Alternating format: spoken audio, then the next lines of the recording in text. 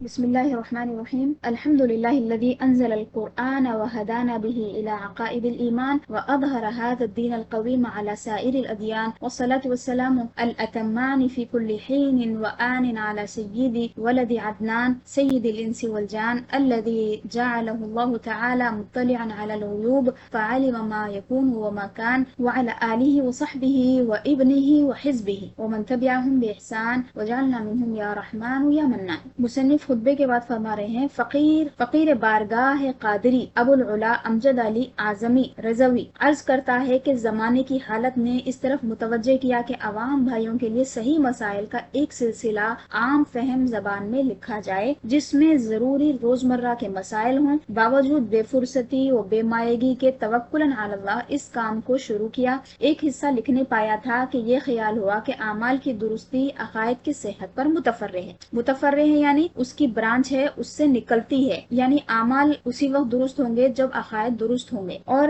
بہتر مسلمان یعنی بہت سارے مسلمان ایسے ہیں کہ اصول مذہب سے آگاہ نہیں، ایسوں کے لیے سچے عقائد ضروری کے سرمایہ کی بہت شدید حاجت ہے۔ کہہ رہے ہیں کہ مجھے کتاب لکھنے کی حاجت محسوس ہوئی تاکہ میں ان بھائیوں کے لیے لکھوں جو عوام الناس میں سے یعنی عام مسلمانوں کے لیے انہوں نے یہ کتاب لکھی ہے۔ اور فرما رہے ہیں کہ جب میں فقہی مسائل پہ لکھ رہا تھا تو مجھے خیال آیا کہ عقائد پہ بھی لکھنا ضروری ہے، کیونکہ عقائد اعمال اسی وقت درست ہو سکتے ہیں جب عقائد درست ہوں۔ اس کے بعد وہ کہہ رہے ہیں کہ اس کی ضرورت کس وجہ سے ان کو دکھی، خصوصاً اس پر آشوب زمانے میں کہ گندم نما جو بکثرت دیکھے۔ جو بات میں ابھی آپ کو کر رہی تھی، عالموں کی شکل بنا کے جو دوسرے لوگ آ رہے ہیں، بظاہر دیکھنے میں گیہوں ہیں لیکن جو ہے، جو آدمی کو اناج کا فرق نہیں معلوم ہے وہ دالوں میں بھی پہچان نہیں کر سکتا، اسی طرح وہ اناج میں اس کو یہ نہیں معلوم ہے کہ گیہوں کیا ہے جو کیا ہے۔ بازار جاتا گیہوں لینے کے لیے لیکن جو اٹھا کے لا لیتا، دین سیکھنے جاتا لیکن گمراہ کے سامنے بیٹھ کے غلط باتیں سیکھ کے آ جاتا، اپنے دین کو برباد کر لیتا۔ تو فرما رہے ہیں کہ ایسے گندم کو وہ بیچتے ہیں جو کی طرح ہے کہ اپنے آپ کو مسلمان کہتے بلکہ عالم کہتے ہیں، اور حقیقتاً اسلام سے ان کو کچھ علاقہ نہیں یعنی کوئی تعلق نہیں۔ عام ناواقف مسلمان ان کے دام تصویر میں آ کر یعنی دام فریب میں، ان کے دھوکے میں آ کر مذہب اور دین سے ہاتھ دھو بیٹھتے ہیں۔ لہٰذا اس حصہ یعنی کتاب الطہارت، اس حصہ ہونا چاہیے یہاں پہ پیش لگا دی، اس حصہ یعنی کتاب الطہارت کو اس سلسلے کا حصہ دوم کیا۔ اچھا، عقائد سے پہلے یہ کیوں ڈال دیا؟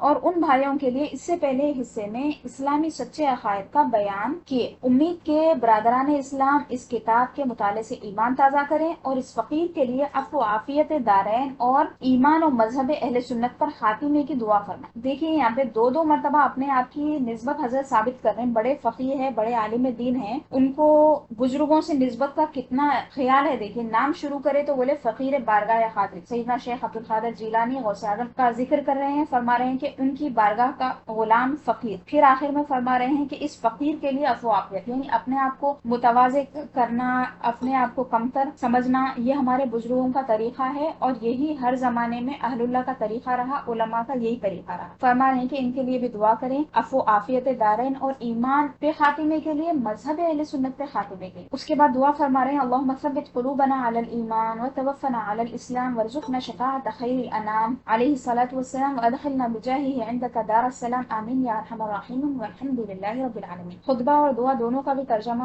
میں آپ کے لیے کرتی ہوں۔ خطبہ تھا تمام تعریفیں اللہ تعالیٰ کے لیے ہے، اس ذات کے لیے ہے جس نے قرآن کو نازل کیا ہے اور اس نے اس قرآن کے ذریعے عقائد ایمان کی طرف ہمیں راستہ دکھایا ہے اور اس دین قویم کو اس نے غالب کر دیا ہے، یعنی اس مضبوط دین کو قائم کر دیا ہے، غالب کر دیا ہے تمام ادیان پر یا تمام دینوں پر۔ اور صلاۃ و سلام ہو، کیسے صلاۃ و سلام؟ مکمل ترین، ہر وقت اور ہر گھڑی اس مبارک ذات پہ جو عدنان کی اولاد کے سردار ہے، یعنی حضور اکرم صلی اللہ علیہ وسلم کے اجداد میں تھے تو ان کا نام لے کر کہہ رہے ہیں کہ ان کی اولاد کے جو سردار ہیں یعنی سیدنا محمد رسول اللہ صلی اللہ علیہ وسلم، آخر دو جہاں صلی اللہ علیہ وسلم کا نام مبارک لینے میں بہت سارے اہل اللہ ایسے ہیں جو احتیاط کرتے ہیں۔ اب دیکھیے پورا خطبہ آ گیا، حضور کا اسم مبارک نہیں لائے، تو یہ غایت ادب کی وجہ سے ہے، یعنی انتہائی ادب کی وجہ سے۔ پھر فرما رہے ہیں کہ یہ وہ ذات ہیں جو تمام انسانوں اور جنوں کی سردار ہے، الذی جعلہ اللہ تعالی مطلعا، وہ ذات ہے جس کو اللہ تعالیٰ نے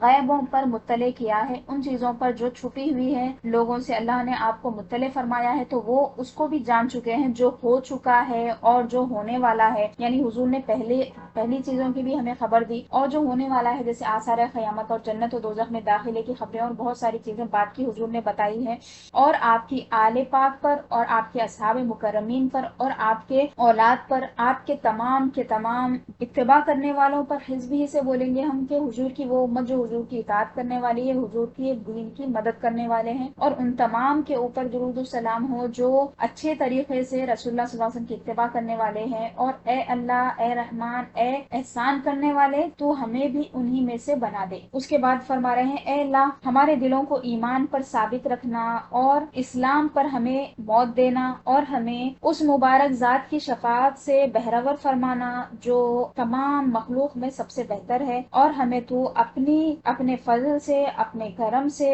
اپنے دارالسلام یعنی جنت میں داخل کرنا، آمین یا ارحم الراحمین، اے سب سے زیادہ رحم فرمانے والے۔ اور تمام تعریفیں اللہ کے لیے ہے جو تمام عالمین کا رب۔ یہ ہو گیا آپ کا خطبہ اور مقدمہ یعنی کتاب شروع کرنے سے پہلے چند کلمات جو بولے جاتے ہیں، پیش لفظ بولتے، پریفیس بولتے، اسی کو مقدمہ بھی بولتے۔ اب عقائد کا بیان شروع ہو رہا ہے۔ سب سے پہلے وہ عقائد ہیں جو ذات و صفات الہی سے متعلق ہیں۔ بسم اللہ۔ عقائد متعلقہ ذات و صفات الہی، اللہ تعالیٰ کی ذات اور اللہ تعالیٰ کی صفات سے متعلق عقائد ہیں۔ ان میں سے بہت ساری چیزیں ہم آلریڈی پڑھ چکے ہیں، بس میں اب ریڈنگ کروں گی، جو چیز مشکل دکھی یا جو لفظ مشکل دکھا اس کو بتاؤں گی۔ اب دیکھیے یہاں پہ ایک ایک جملے کے نیچے حضرت، تو اوپر کا جو متن ہے وہ اصل کتاب ہے، نیچے جو ہے وہ شرح ہے، اس تحقیقی ایڈیشن ہے نا، یہ تو تحقیق کر کے یہ اضافے کرے۔ تو جس طرح میں آپ کو آیتیں ہیں اس والی کتاب میں بتا رہی تھی، یہاں پہ ویسے ہی آیتیں لکھی ہوئی۔ اب کو یہ سب پڑھنے کی ضرورت نہیں ہے، آپ لوگ اپنے سے پڑھ لینا ہے، جو چیز ممکن ہو سکی یا ضروری رہی میں وہ پڑھوں گی۔ عقیدہ نمبر 1، اللہ ایک ہے عز و جل، کوئی اس کا شریک نہیں، نہ ذات میں، نہ صفات میں، نہ افعال میں۔ تین چیزیں اہم ہو گئی، اللہ تعالیٰ کی ذات میں، صفات میں، افعال میں کوئی شریک نہیں۔ پھر دیکھیے نہ احکام میں، نہ اسما میں، اللہ تعالیٰ کے احکام میں بھی کوئی شریک نہیں ہے، یعنی احکام جتنے آئے ہیں وہ من اللہ آئے ہیں، وہ اللہ تعالیٰ کی طرف سے ہی آ سکتے ہیں، کوئی اس کا شریک نہیں ہے۔ اسی طرح اللہ تعالیٰ کے اسما میں بھی کوئی شریک نہیں ہے، لہٰذا کوئی رحمان یا رحیم نام نہیں رکھ سکتا، عبد الرحمان یا عبد الرحیم اسی لیے رکھتے۔ بعض لوگ کیا کرتے ہیں، بچوں کے نام اللہ تعالیٰ کے نام کے ساتھ نسبت جوڑ کے رکھ دیتے ہیں، اللہ تعالیٰ کے نام کے ساتھ نسبت جوڑ کے عبد الرحمان، عبد الرحیم، عبد الغفار، عبد القہار جو بھی رکھتے، عبد الغفور، مگر پکارتے کیا، رحمان، رحیم، غفور۔ تو یہ کیا ہے، صحیح طریقہ نے نام رکھنا چاہیے اللہ تعالیٰ کے اسما کے ساتھ، لیکن ایک عرفیت بھی رکھی جائے جو اس کو پکاری جائے، یہ نام نہیں پکارنا ہے، اگر پکارنا ہے تو ابدیت کے ساتھ پکارنا ہے۔ تو اللہ تعالیٰ کا کوئی شریک نہیں ہے، جب ہم اس طرح کا نام پکاریں گے تو یہ بے ادبی ہے اللہ تعالیٰ کی ذات میں۔ اللہ تعالیٰ واجب الوجود ہے۔ اب واجب الوجود کا معنی کیا ہے آپ خود بتا رہے ہیں، یعنی اس کا وجود ضروری ہے اور عدم محال ہے لگا کے میں پڑھی، اردو تھوڑی قدیم ہے ہمارے لحاظ سے، ہم آپ کو پڑھنا ہوگا۔ اس کا وجود ضروری ہے، یعنی اللہ تعالیٰ کی ذات وہ ہے کہ جو وجود میں رہنا ضروری ہے اور اس کا نہ ہونا محال ہے، یعنی کائنات جو چل رہی ہے، اگر ہم کائنات کو دیکھیں اور زمین و آسمان کو دیکھیں، سورج چاند کو دیکھیں اور شجر کو دیکھیں، حجر کو دیکھیں، پتھروں کو، پہاڑوں کو، درختوں کو، ان چیزوں کو دیکھ کے ہمیں یہ سمجھ میں آتا ہے کہ کوئی نہ کوئی ہے جو اس کو چلانے والا ہے، تو اس کائنات کو چلانے والا کوئی نہ کوئی ہونا ضروری ہے، اور وہ ذات اللہ تعالیٰ کی ہے جو یہ چلا رہی۔ تو واجب الوجود کا مطلب یہ ہوا کہ جس کا وجود ضروری ہے، ایک چلانے والا ہونا ضروری ہے، دن کو رات کو دن سے بدلنے والا، پھر رات لانے والا، پھر دن لانے والا، کوئی نہ کوئی ہونا ضروری ہے، تو اس کو بولتے ہیں ہم واجب الوجود۔ یہ اصطلاح بعد میں بھی استعمال ہو سکتی ہے، اس کو یاد رکھیے، ایک ہی ذات ہے جو واجب الوجود ہے، وہ اللہ تعالیٰ کی ذات ہے، اور اس کا نہ ہونا محال ہے، یعنی پاسبل ہی نہیں ہے کہ کوئی خدا نہ ہو، کوئی الہ نہ ہو، ایک الہ کا ہونا ضروری ہے۔ قدیم ہے یعنی ہمیشہ سے ہے، ازلی کے بھی تقریباً یہی معنی ہے، جب قدیم بولے یا پھر ازلی بولے تو آپ سمجھ جائیے کہ دونوں کا معنی ایک ہے۔ باقی ہے یعنی اللہ تعالیٰ ہمیشہ رہے گا، اور اس کو ابدی بھی کہتے ہیں۔ اب جب ہم قدیم کہے تو اس کا مطلب یہ ہے کہ اللہ تعالیٰ ہمیشہ سے، ازلی ابدی ایک ساتھ استعمال ہوتا آپ نے دیکھا ہوگا، ازلی یعنی بہت پہلے،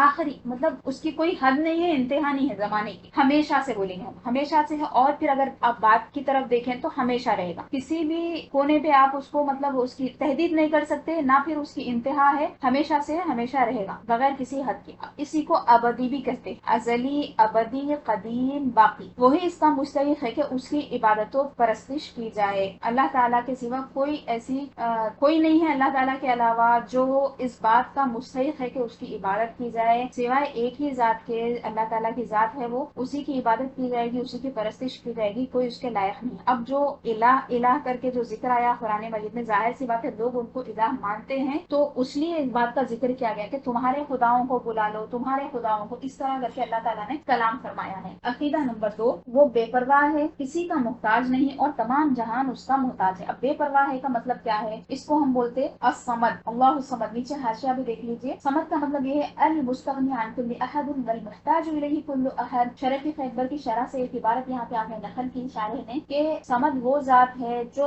ہر کسی سے مستغنی ہے، اس کو کسی کی ضرورت نہیں ہے۔ جیسا کہ میں نے آپ کو حدیث قدسی بیان کی تھی اس سے پہلے، ایک مرتبہ سنی، اللہ تعالیٰ فرماتا، رسول اللہ صلی اللہ علیہ وسلم نے فرمایا کہ اللہ تعالیٰ فرماتا ہے، اے ابن آدم، اگر تمہارے انس و جن، لو ان انسکم و جنکم و برکم و فاجرکم و صغیرکم و کبیرکم جمعوا فی صعید واحد، اے ابن آدم، اگر تم تمام کے تمام انسان، تمام جن، چھوٹا بڑا، بوڑھا جوان، سب کے سب ایک جگہ جمع ہو جائیں، اور فرمایا کہ علی قلبی رجل واحد من، تم میں سے جو سب سے صالح نیک آدمی ہے اس کا دل جیسا ہے نا، سب کا دل ویسا ہی ہو جائے، تو فرمایا ما زیادہ ذالک فی ملکی شیئا، تم سب نیک بن جاؤ، مجھے اس سے کوئی فائدہ ہونے والا نہیں، میری بادشاہت میں اضافہ رتی بھر بھی نہیں ہوگا۔ اس کے بعد فرمایا کہ تمہارا چھوٹا، تمہارا بڑا، تمہارا انس، تمہارا جن، تمہارا بوڑھا، تمہارا جوان، سب علی افجر قلب رجل واحد من، تم میں سب سے خراب جو آدمی ہے، سب سے فاجر قسم کا جو آدمی ہے، اس طرح ہو جائیں، سب کے سب خراب ہو جائیں، تو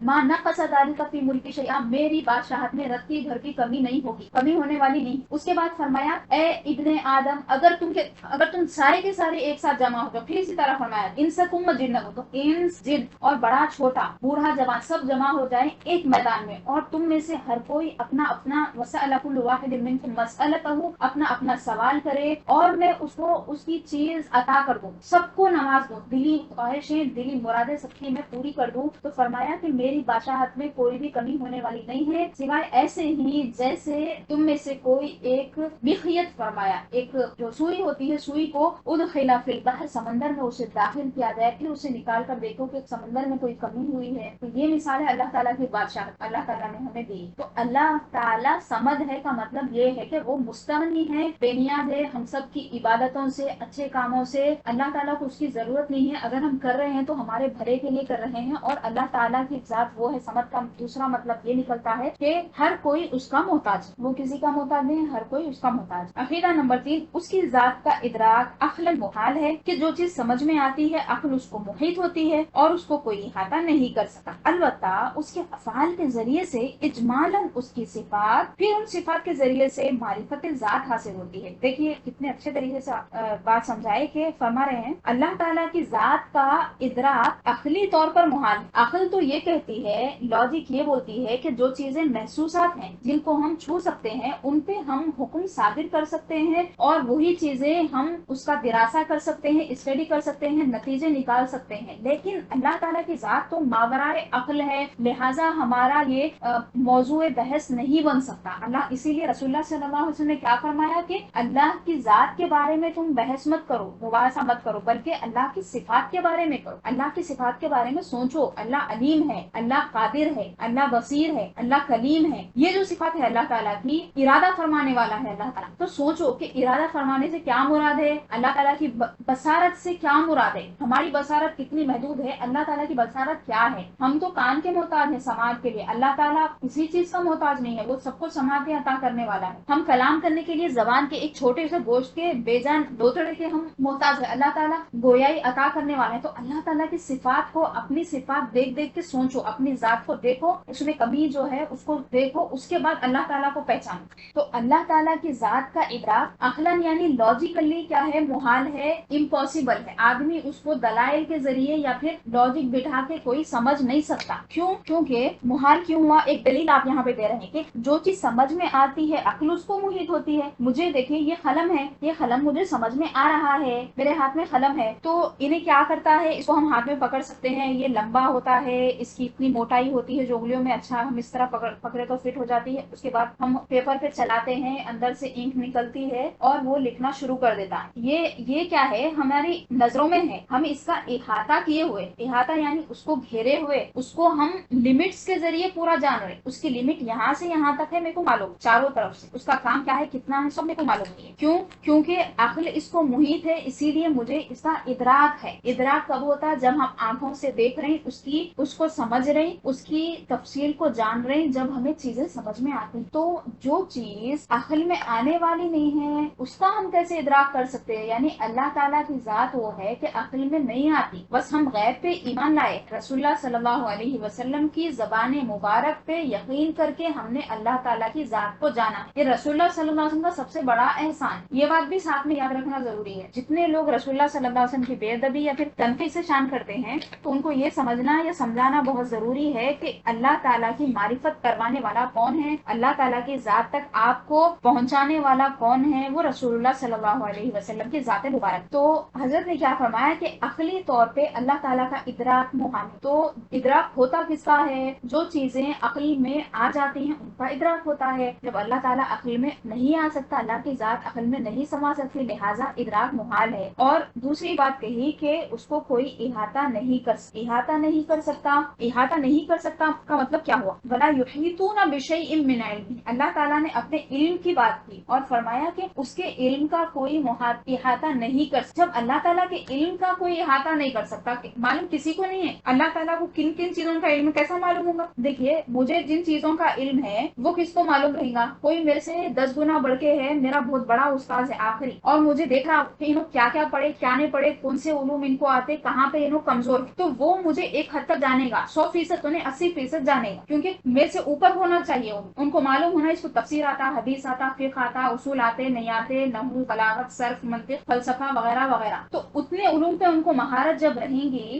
جب جا کے ان کو معلوم رہے گا کہ یہ میرا شاگرد اس میں ماہر ہے نہیں ہے، اس کو اتنا آتا نہیں آتا. تو جب اللہ تعالیٰ فرما رہا ہے کہ وَلَا يُحِيطُونَ بِشَيْءٍ مِّنْ عِلْمِهِ، اس کے علم کی ایک تھوڑے حصے کو بھی یہ احاطہ نہیں کر سکتے. شیء علم ہی نہیں فرمایا، وَلَا يُحِيطُونَ بِعِلْمِهِ نہیں فرمایا، اس کے علم کا احاطہ نہیں کرتے، بلکہ کیا فرمایا؟ بِشَيْءٍ مِّنْ عِلْمِهِ، اس کے علم کی ایک حصے کا بھی احاطہ نہیں کر سکتے. تو جب اللہ تعالیٰ کے علم کے ایک حصے کا احاطہ پورے زمین و آسمان والے مل کے نہیں کر سکتے تو اللہ تعالیٰ کی ذات کے احاطے کی کون بات کرتا؟ اگر کوئی کرے گا تو عقل سے پیدل ہے. تو حضرت فرما رہے ہیں کہ اس کو کوئی احاطہ نہیں کر سکتا. جب اللہ تعالیٰ کی صفات میں سے ایک صفت علم کے ایک چھوٹے سے حصے کا کوئی احاطہ نہیں کر سکتا تو پھر اللہ تعالیٰ کی ذات کا تو احاطہ ممکن ہی نہیں ہے. پھر بتا رہے ہیں کہ اللہ تعالیٰ کا یہ انعام ہے، اللہ تعالیٰ کا یہ فضل ہے، اللہ کا احسان ہے اور محبت ہے. اس کی محبت الہیہ ہے کہ اس نے ایک ذریعہ ہمارے لیے چھوڑا ہے اللہ تعالیٰ کو پہچاننے کا. ادراک نہیں ہو سکتا، احاطہ نہیں ہو سکتا، لیکن پہچان ہو سکتی. پہچان کیسے ہو سکتی ہے؟ فرما رہے ہیں کہ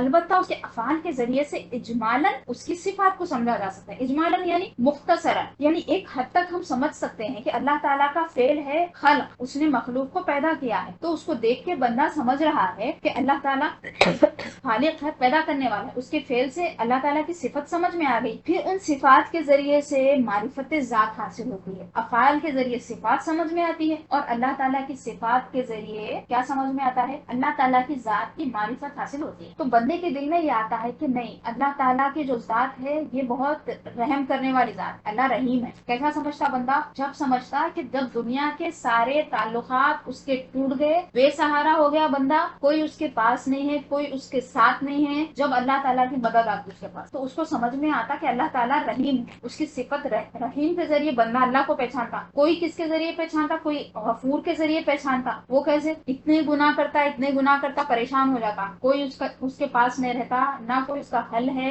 نہ نکلنے کا راستہ ہے، لیکن توبہ کرتا. اور جب دل میں سکون آتا ایمان کا اور توبہ کی لذت کو محسوس کرتا تو سمجھتا کہ یہ جو غفور ہے ذات ہے بہت مغفرت فرمانے والی ذات ہے. اللہ تعالیٰ کو غفور کے ذریعے کوئی پہچانتا، کوئی رحمان کے ذریعے، کوئی رحیم کے ذریعے، کوئی غفور کے ذریعے، کوئی غفار کے ذریعے. اسی طرح رزاق کے ذریعے جانتا ہے. اللہ تعالیٰ رزق دینے والا ہے. فقیر ہے آدمی، کچھ نہیں ہے اس کے پاس، ایک زمانہ گزار دیا رزق کی تلاش میں، پھر اللہ تعالیٰ رزق عطا فرمانا شروع کرتا ہے. ایسی کثرت اور فراوانی کے ساتھ رزق آتا ہے کہ بندہ سمجھ جاتا ہے کہ یہ اللہ تعالیٰ ہی ہے جو مجھے رزق عطا کرنے والا ہے. میرے ہاتھ میں تو ایک چیز نہیں تھی، اگر میرے ہاتھ میں ہوتا تو آج سے پہلے بھی میں یہ کام کر سکتا تھا. میرے ہاتھ میں نہیں ہے. بندے کی سمجھ میں یہ بات آ جاتی تو اللہ تعالیٰ کے افعال سے اس کی صفات سمجھ سکتے ہیں. صفات سے اللہ تعالیٰ کی ذات کی معرفت حاصل ہوتی ہے. تو یہ معرفت جو ہے اللہ تعالیٰ کی یہ ممکن ہے اور اسی معرفت کو ہم تصوف میں پڑھتے ہیں. تصوف کا موضوع بحث رہتا ہے اللہ تعالیٰ کی معرفت اور معرفت کے جو راستے ہیں، معرفت کے جو طریقے ہیں، کس طریقے سے اللہ تعالیٰ تک پہنچا جا سکتا ہے، اس کی ذات کو جانا جا سکتا ہے، اس سے قرب حاصل کیا جا سکتا ہے، اللہ تعالیٰ کا خاص بنا جا سکتا ہے. یہ موضوعات جو ہیں یہ علم تصوف میں موضوع بحث بنتے ہیں. عقیدہ نمبر 4 پہ آئیے. اس کی صفتیں نہ عین ہے نہ غیر، یعنی صفات اسی ذات ہی کا نام ہو ایسا نہیں، اور نہ اس سے کسی طرح کسی نحو وجود میں جدا ہو سکے کہ نفس ذات کا مقتضا ہے اور عین ذات کو لازم ہے. ایک بات کو دو طریقے سے آپ بیان کیے. آپ یہ کہہ رہے ہیں کہ اللہ تعالیٰ کی جو صفات ہیں اس کو آپ صفتیں لکھیں. اللہ تعالیٰ کی جو صفتیں ہیں وہ عین بھی نہیں ہے غیر بھی نہیں. اس کا مطلب کیا ہوا؟ مطلب یہ ہوا کہ ہم یہ نہیں کہہ سکتے کہ یہ جو صفات ہے یہ اللہ ہی ہے، یہ نہیں کہہ سکتے، کیونکہ جتنی صفات تو یہ بھی غلط بات ہو گئی. اسی طرح یہ بھی نہیں کہا جائے گا کہ اللہ تعالیٰ کی جو صفات ہیں وہ کسی طرح سے کسی بھی قسم سے اللہ کی ذات سے جدا ہو سکتی ہیں، یہ بھی نہیں کہیں گے. یعنی اللہ تعالیٰ کی ذات ہے بھی نہیں بولیں گے صفات کو، اور نہ یہ کہیں گے کہ یہ الگ سے کوئی چیز کہ نفس ذات، پھر اس کی شرح کر رہے ہیں کہ نفس ذات کے مقتضا ہے کہ اللہ تعالیٰ کی جو ذات ہے، ذات کا تقاضا ہے کہ اس کے ساتھ صفات بھی ہوں اور عین ذات کو وہ لازم ہے. یعنی اللہ تعالیٰ کی ذات کے ساتھ ہی اللہ تعالیٰ کی صفات بھی موجود قدیم سے یا قدم سے. لہذا اللہ تعالیٰ کی صفات کے بارے میں ہم کہیں گے کہ اللہ تعالیٰ کی ذات، اللہ تعالیٰ کی صفات قدیم ہے اور تمام کی تمام صفتیں اللہ تعالیٰ کی ذات کے ساتھ ہیں، جدا نہیں ہے. ذات بھی نہیں ہے، جدا بھی نہیں. اس کو بولتے ہم عین بھی نہیں ہے، غیر بھی نہیں. اور اس کو عام الفاظ میں اس طرح بولتے نہ خدا ہے نہ خدا سے جدا. عقیدہ نمبر 5، جس طرح اس کی ذات قدیم ازلی ابدی ہے، صفات بھی قدیم ازلی ابدی. یعنی اللہ تعالیٰ کی ذات قدیم ہے، ہمیشہ سے ہمیشہ رہے گی، کبھی اس کو فنا تھا نہ فنا ہوگا. اسی طرح اللہ تعالیٰ کی صفات بھی قدیم ہے، ازلی ہے، ابدی ہے، کبھی بھی فنا نہیں ہوں گے. ایسا نہیں کہ اللہ تعالیٰ پہلے علیم تھا بعد میں علیم نہیں رہے گا، یا پھر پہلے رزاق نہیں تھا بعد میں رزاق ہوا. ایسا نہیں، پہلے سے رازق ہے اللہ تعالیٰ، پہلے سے ہی خالق مخلوق کو پیدا نہیں کیا تو بھی اللہ تعالیٰ خالق. تو صفات بھی قدیم ہے، ازلی ابدی ہے، جس طرح ذات ہے. اس کے بعد ہے 6واں عقیدہ، اس کی صفات نہ مخلوق ہے نہ زیر قدرت داخل. اوپر جو بات ہو گئی اسی کی شرح فرما رہے ہیں کہ ایسا نہیں ہے کہ جس طرح اللہ تعالیٰ کی مخلوقات ہیں، اللہ تعالیٰ کے زیر قبضہ ہیں، تو یہ مخلوقات ہیں، جیسے ہم اور آپ ہیں، یہ اللہ تعالیٰ کی مخلوق ہے. تو اللہ تعالیٰ کی صفات ایسی نہیں ہے، بلکہ صفات زیر قدرت داخل ہے نہیں بولی، بلکہ اللہ تعالیٰ کے ساتھ ہیں، اللہ تعالیٰ کی ذات کی طرح وہ بھی قدیم. عقیدہ نمبر 7، ذات و صفات کے سوا سب چیزیں حادث ہیں، یعنی پہلے نہ تھیں پھر موجود ہوئی. یعنی اللہ تعالیٰ کی ذات اور اللہ تعالیٰ کی صفات کے علاوہ جو کچھ ہے زمین آسمان میں اور کائنات میں اور تمام عالموں میں، اس دنیا میں نہیں، تمام عالموں میں جو بھی پیدا ہوا، جو بھی ہوا نا، جو بھی ہے نا، وہ پہلے نہیں تھا اور بعد میں نہیں ہوگا. پہلے موجود نہ تھی اور بعد میں اللہ تعالیٰ نے اپنی جانب سے اس کو پیدا کیا ہے، اس کی تخلیق کی ہے، اس کا ابداع کیا ہے. تخلیق یعنی پیدا کرنا، ابداع یعنی ایسی چیز کو بنانا جو پہلے موجود نہ تھی، بغیر کسی مثال کے بنانا. اس کا کوئی نمونہ پہلے موجود نہیں تھا، بالکل نئی چیز ایجاد کرنا، اس کو ابداع کہتے ہیں. اور اسی صفت کا ذکر بدیع السماوات والارض کہہ کے اللہ تعالیٰ نے فرمایا ہے. اللہ تعالیٰ زمین اور آسمان کو بغیر کسی پہلے نمونے کے پیدا کرنے والا ہے. ایسا نہیں تھا کہ کہیں کوئی زمین تھی، آسمان تھا، اس کو دیکھ کر اللہ تعالیٰ نے بنایا، نہیں، اللہ تعالیٰ نے خود سے بنایا ہے. تو فرما رہے ہیں کہ سوائے اللہ کی ذات اور صفات کے ہر چیز حادث ہے، یعنی پہلے نہیں تھی. اللہ تعالیٰ چاہے تو فنا کر دے گا جس طرح اس نے پیدا کیا ہے، اور جن کو چاہے گا ان کو ہمیشہ کے لیے رکھے گا. اور وہ کون ہے؟ انسان اور جنات ہیں، جن کو اللہ تعالیٰ ہمیشہ کی زندگی عطا فرمانے والا ہے. عقیدہ نمبر 8، صفات الہی کو جو مخلوق کہے یا حادث بتائے گمراہ بدین ہیں. یعنی بعض لوگ یہ عقیدہ رکھتے ہیں کہ اللہ تعالیٰ کی ذات تو قدیم ہے، لیکن اللہ تعالیٰ کی صفات مخلوق ہے یا حادث ہے، یعنی قدیم نہیں ہے. اللہ تعالیٰ نے اپنی صفات کو پیدا کیا ہے، نعوذ باللہ من ذالک، یا پھر حادث ہے، بعد میں موجود نہیں ہوں گی، اب ہے. تو یہ سب باتیں کیا ہے؟ گمراہی کی ہے اور بددینی کی ہے. فمن قال انها مخلوقه او محدثه او وقف فيها بان لا يحكم بانها قديمه او حادثه او شك فيها او تردد في هذه المساله ونحوها فهو كافر بالله. عقیدہ نمبر 9، جو عالم میں سے کسی شے کو قدیم مانے یا اس کے حدوث میں شک کرے وہ کافر. اسی بات کو تفصیل سے بیان کر رہے ہیں کہ عالم میں کسی بھی ایک چیز کے بارے میں اگر کوئی کہہ دے کہ یہ قدیم ہے، اللہ تعالیٰ کی ذات کے علاوہ کسی چیز کو بھی قدیم مان لے یا پھر اس کے حادث ہونے میں شک کرے، یعنی عالم تو ہمیشہ سے ہوگا، ایسا تو نہیں ہو سکتا کہ یہ پہلے نہیں تھا بعد میں آیا، زمین آسمان ہمیشہ سے ہوں گے. تو اس طرح کی جو بات ہے یہ گمراہی ہے، کفر ہے، کیونکہ قدیم ماننے سے اللہ تعالیٰ کی ذات میں شراکت کو ماننا لازم آ رہا ہے، لہٰذا یہ کفر ہے. عقیدہ نمبر 10، نہ وہ کسی کا باپ ہے نہ بیٹا، اس کے لیے بیوی جو اسے نہ اس کے لیے بیوی جو اسے باپ یا بیٹا بتائے یا اس کے لیے بیوی ثابت کرے کافر ہے، بلکہ جو ممکن بھی کہے گمراہ بدین.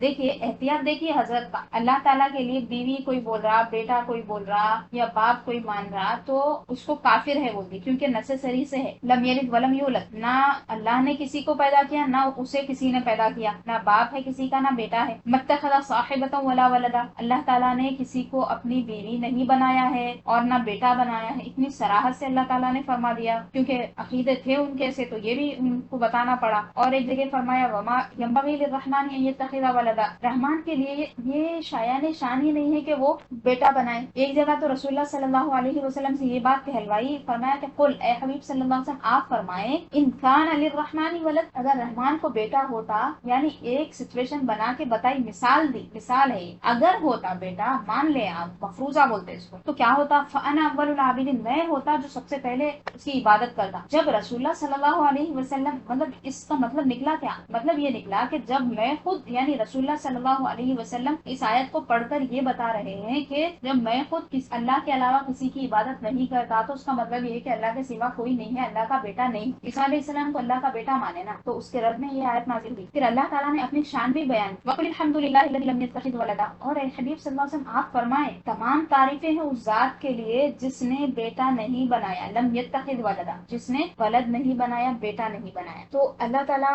نہ کسی کا باپ ہے نہ بیٹا ہے، نہ اس کے لیے بیوی. جو اسے باپ یا بیٹا یا اس قسم کا کوئی بھی چیز یا بیوی بتائے وہ کیا ہے. اور بیٹیاں بھی ہے، بیٹیوں کا شاید حضرت ذکر کرتے ہوں گے آگے، نہیں کرتے نہیں معلوم. فرشتوں کو اللہ کی بیٹیاں بولتے، بنات اللہ بولتے تھے، وہ اللہ تعالیٰ کی بیٹیاں. اللہ معاف فرمائے، نعوذ باللہ من ذالک. تو اگر کوئی ثابت کرے تو کافر ہے. اور جو ممکن ہے، یعنی ہو سکتا ہے، ممکن ہے اللہ تعالیٰ کو بیٹا ہو سکتا بول کے اگر کوئی بولا تو حضرت بول رہے ہیں وہ گمراہ ہے، بددین ہے. دیکھیے لفظ کافر استعمال نہیں کرے، دونوں میں فرق کیسا کرے. یہ علماء اسلام جو ہے نا، علماء اعلام جو ہے، حقیقی معنوں میں جو عالم ہے ان کا شیوا ہے، ہر ایک کو کافر نہیں بولتے. جہاں کفر صریح ہے اس کو ہی کافر بولتے، جہاں کفر کا شائبہ ہے اس کو گمراہ بولتے، اور آگے بڑھ جانا بددین بولتے، زندیق بولتے. لیکن کافر بنا دینا کسی کو، کلمہ گو کو، یہ علماء کا کام نہیں. اتنے بڑے عالم دین ہے، دیکھیے کتنے باریک مسئلے ہیں. کافر اور گمراہ میں چھوٹا باریک فرق، باریک لکیر کھینچی بتا کہ اس کو بھی لا دینا تھا کافر، تو بھی کافر، انہیں بھی کافر، انہیں بھی کافر. تو کافر بولنے کا جو یہ طریقہ ہے نا، یہ اہل علم کا طریقہ نہیں ہے. ہر آدمی کو کافر بولنا، گمراہ بولنا، نہ اہل سنت والجماعت کا طریقہ.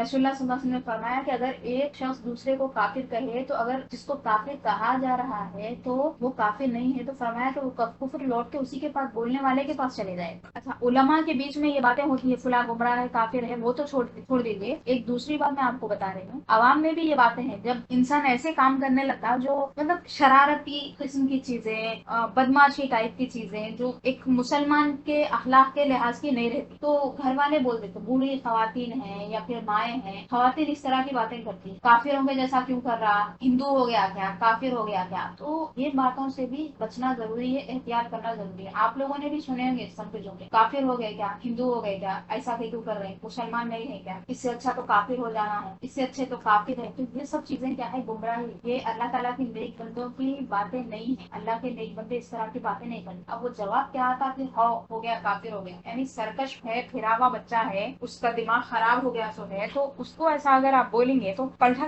وہی بول دیتا ہوں. اس کو معلوم ہی نہیں ہے کہ انہیں ایسا بولنے سے کافر ہو جاتا، کیونکہ نہ انہوں کچھ پڑھے نہ انہوں کچھ پڑھے، معلوم ہی نہیں ہے، احکام معلوم نہیں ہے، مسائل معلوم نہیں ہے، عقائد کی باریکیاں معلوم نہیں. اللہ تعالیٰ کے فضل سے، کرم سے بس مسلمان رہ گئے، مسلمان پیدا ہو گئے، چیزیں سیکھے نہیں. تو کب کس کو کافر کون بول دے رہا، بنا دے رہا، پتہ ہی نہیں چلتا. حضور نے فرمایا کہ جو کفر کا فتویٰ صادر کرنے والا ہے، ارامی فرمایا، جو کفر دیکھ کے کسی کو ماننے والا ہے. مثال دی آپ نے، فرمایا کہ جس کو کافر وہ کہہ رہا ہے اس سے پہلے وہ کافر، کیونکہ ایک مومن کو جو اللہ تعالیٰ کی توحید بیان کرنے والا ہے اس کو کافر کیسا بول سکتا ہوں، کس کو بھی حق نہیں ہے اس کا، وہ اللہ کا اور اس کے بندے کا مسئلہ ہے. اگر واقعتاً گمراہی آ گئی، خرابی آ گئی، تو یا تو آپ اس کو روکیں اس سے اگر آپ کی پاور ہے، نہیں تو آپ کیا کریں، زبان سے اس کو سمجھائے بجھائے، نہیں تو دل سے برا جان کے خاموش بیٹھے، کیونکہ آپ کے ہاتھ میں نہیں ہے. تو کسی کو بھی گمراہ ہے، بددین ہے، لوگ ایسے ہو جا رہے ہیں، لوگ ایسے ہو جا رہے ہیں، یہ بات بولنے سے احتیاط کرنا چاہیے. بلکہ بزرگوں کا شیوا یہ ہے، طریقہ یہ ہے کہ اپنے آپ کو کمتر سمجھتے، اپنے آپ کو ہر اعتبار سے چھوٹا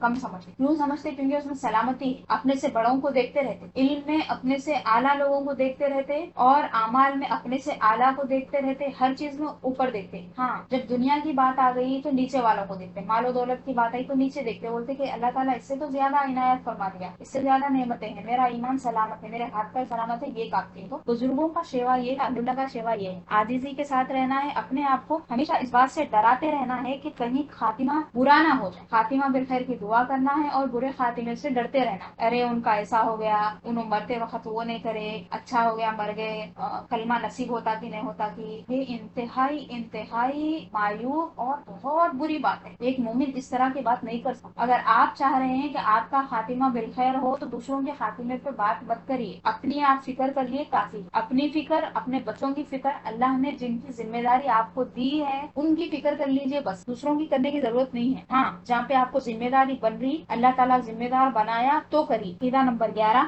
وہ حی ہے یعنی خود زندہ ہے اور سب کی زندگی اس کے ہاتھ میں ہے, جسے چاہے جب چاہے زندہ کرے اور جب چاہے موت دے. یعنی اللہ تعالیٰ کی 2 صفتوں کے بارے میں بتایا کہ اللہ تعالیٰ حی ہے یعنی خود سے زندہ ہے, کسی نے اس کو زندگی نہیں دی ہے, قیوم ہے وہ. اور اللہ تعالیٰ کے ہاتھ میں دوسروں کی زندگی یعنی محیی ہے, حیات دینے والا ہے, حی بھی ہے محیی بھی, اور جب چاہے وہ زندہ کرے, جب چاہے موت دے دے. موت اور حیات اللہ کے ہاتھ میں ہے, یہ جو عام جملہ ہے عوام الناس میں مشہور ہے, صحیح ہے, موت و حیات اللہ کے ہاتھ میں ہے, اس کو ہم آسان الفاظ میں اسی طرح بول سکتے ہیں. اس کے بعد ہے وہ ہر ممکن پر قادر ہے, کوئی ممکن اس کی قدرت سے باہر نہیں. ہر ممکن پر قادر ہے کا مطلب یہ ہے کہ اللہ تعالیٰ تمام چیزوں پر قادر ہے بولیں گے ہم, پھر بولیں گے تمام ممکنات پر. تفسیر کبیر کی یہاں پہ امام رازی کا انہوں نے حوالہ دیا اور کہا کہ انہ تعالیٰ قادر علی کل الممکنات. ممکنات کا قادر ہے بولنا اس لیے ضروری ہے تاکہ ان لوگوں کا رد ہو اور دماغ بالکل صاف ستھرا ہو جائے. لوگ کہتے ہیں کہ نعوذ باللہ من ذالک, اللہ تعالیٰ بری چیزوں پہ بھی قادر ہے, جیسے جھوٹ ہے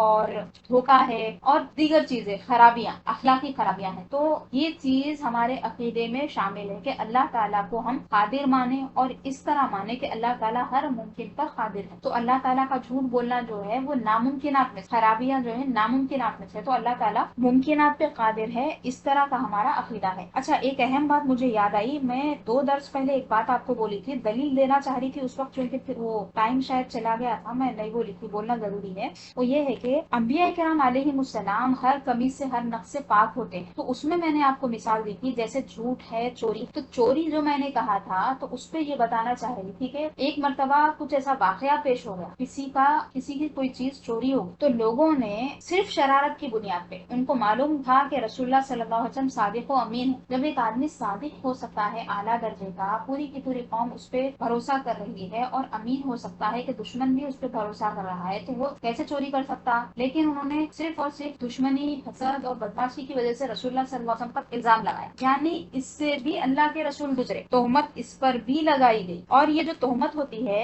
ایک ایماندار آدمی کے لیے انتہائی تکلیف دہ چیز ہوتی ہے, انتہائی تکلیف دہ چیز. تو رسول اللہ صلی اللہ علیہ وسلم کے بارے میں جب یہ کہا گیا تو اللہ تعالیٰ نے آپ کی برات نازل فرمائی, آیت مبارکہ نازل ہوئی, سورہ آل عمران کی آیت ہے 161. اسی لیے میں نے یہ مثال چوری کے لیے بتانا چاہی. آیت کیا ہے؟ اعوذ باللہ من الشیطان الرجیم, بسم اللہ الرحمن الرحیم, وما كان لنبی ان یغل ومن یغل یأتی بما غل یوم القیامہ ثم توفى كل نفس ما كسبت وهم لا يظلمون. اللہ اکبر. فرمایا کہ کسی نبی کے لیے یہ ممکن ہی نہیں, کسی نبی کی یہ شان ہی نہیں ہے کہ وہ دھوکہ دے یا پھر چوری کرے, کیونکہ چوری کا واقعہ ہوا تھا, اس لیے میں ترجمے میں یہ بات کہی. اور اگر کسی نے کیا ہے اس طرح, یعنی انبیاء کے علاوہ جس نے بھی کیا تھا, جس نے بھی اس طرح کیا ہے, تو وہ قیامت کے دن اپنے اس دھوکے یا چوری کے ساتھ اللہ کی بارگاہ میں حاضر ہو جائے گا. ثم توفى كل نفس ما كسبت, اور ہر نفس کو, ہر جان کو وہ دے دیا جائے گا جو اس نے کمایا ہے, جو نیکیاں اور بدیاں اس نے حاصل کی ہیں, کمائی ہے دنیاوی زندگی میں, اس کا پورا پورا بدلہ دیا جائے گا. وہم لا یظلمون, اور ان پر ظلم نہیں کیا جائے گا. تو انبیاء کرام علیہ السلام کی ذات میں احتیاط رکھنا ہے, اسی طرح اللہ تعالیٰ کی ذات میں بھی احتیاط برتنے کی ضرورت ہے, اور یہ عقیدہ رکھنا ہے کہ اللہ تعالیٰ ہر چیز پر, ہر ممکن پر قادر ہے, اور انبیاء کرام علیہ السلام ہر نقص سے پاک ہے, ہر کمی سے پاک ہے, تمام عیوب سے پاک ہے. عقیدہ نمبر 13, جو چیز محال ہے اللہ تعالیٰ اس سے پاک ہے کہ اس کی قدرت اسے شامل ہو, کہ محال اسے کہتے ہیں جو موجود نہ ہو سکے, جو چیز موجود نہ ہو سکے اسے محال کہتے ہیں, اور جب مقدور ہوگا تو موجود ہو سکے گا, یعنی جب قدرت میں ہوگی وہ چیز, یعنی آپ نخائص میں سے کوئی ایک چیز ذہن میں رکھے, اس کو پھر سمجھنے کی کوشش کریے, اور جب مقدور ہوگی وہ چیز تو پھر موجود ہو سکے گی, جب موجود ہو گئی تو پھر محال نہیں ہو سکتی.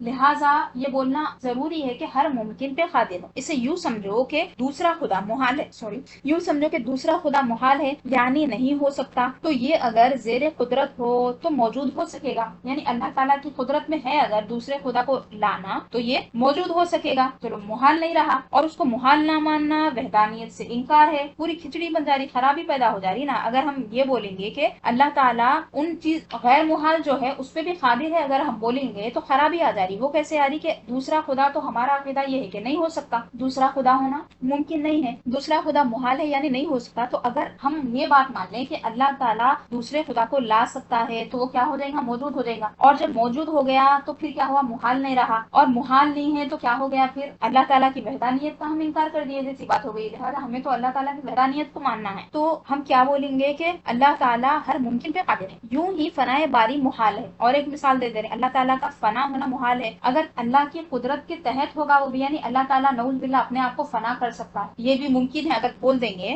تو کیا ہوگا؟ اگر تحت قدرت ہو تو ممکن ہوگی، اور جس کی فنا ممکن ہو وہ خدا نہیں ہے۔ اگر اللہ تعالیٰ فنا ہو سکتا ہے، اگر کوئی عقیدہ رکھے تو بات کیا ہوگی؟ اللہ تعالیٰ کی تو وہ شان ہی نہیں ہے، فنا ہو گیا تو پھر خدا کہاں رہا؟ تو ثابت ہوا کہ محال پر قدرت ماننا اللہ کی الوہیت سے ہی انکار ہے، یعنی جو چیزیں محال ہے اس پر اللہ تعالیٰ کی قدرت کو نہیں ماننا ہے۔ اگر ہم مانیں گے تو کیا ہوگا؟ اللہ تعالیٰ کی وحدانیت کا گویا کہ ہم دوسرے الفاظ میں انکار کر رہے ہیں، صراحتاً انکار نہیں کر رہے ہیں لیکن فی الحقیقت ہم انکار کر رہے ہیں۔ عقیدہ نمبر 14، ہر مقدور کے لیے ضروری نہیں کہ موجود ہو جائے، البتہ ممکن ہونا ضروری اگرچہ کبھی موجود نہ ہو۔ یعنی جتنی چیزیں اللہ تعالیٰ کی قدرت میں ہیں، یعنی تمام ممکنات، اس کے لیے ضروری نہیں ہے کہ وہ وجود میں بھی ہو۔ کیوں؟ اس کا ممکن ہونا ضروری ہے موجود ہو یا نہ ہو، یعنی موجود ہونا اور ممکن ہونا دونوں میں فرق بتا رہے ہیں کہ ہر مقدور جو ہے اس کے لیے موجود ہونا ضروری نہیں ہے، بعض چیزیں موجود ہوتی ہیں بعض نہیں ہوتی ہیں، لیکن ممکن ہوتی ہیں وہ چیز۔ وہ ہر کمال و خوبی کا جامع ہے، اور ہر اس چیز سے جس میں عیب و نقصان ہے پاک ہے، یعنی عیب و نقصان کا